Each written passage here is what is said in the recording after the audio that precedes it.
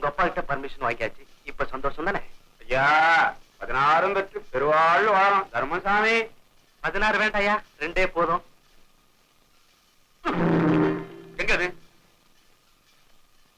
உங்களுக்கு கள்ள கப்படமே கிடையாதுங்க. பாத்திரம் அறிஞ்சு பிச்சை போடுன்னு சொல்லுவாங்க. இவன் பாத்திரமே இல்லாம வந்திருக்கான். நீ போய் ஒரு நல்ல அலுமினிய பாத்திரம் வாங்கிட்டு வா, நான் போடுறேன். போ போ. அம்மா நீங்களா? இவரோட வா.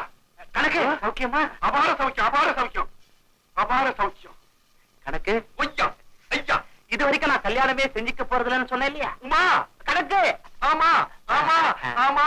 செங்க மரத்தை பார்த்ததுக்கு அப்புறம் எனக்கு கல்யாணம் ஆச்சே வந்திருக்கு. கணக்கு எங்க 2 பேர் கல்யாணத்தை நீதாயா நடத்தணும். இந்த மாதிரி விஷயங்களுக்கு தான் நான் தலைமை தாங்குற வழக்கம். அப்போ இந்த வருஷம் திருக்கல்யாணம் செங்கமலத்தோட வா. இப்பதான் என் வாழ்க்கையில வசந்தமே வீச ஆரம்பிச்சிருக்கு. என்ன பிள்ளை, என்னாச்சு? சொல்லலாம்னா வாய் வரல, சொல்லாமே இருக்க முடியல.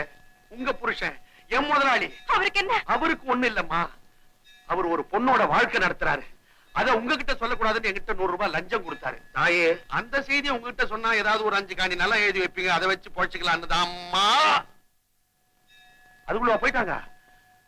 கண்ட செய்தியா போயிடுச்சாப்பா.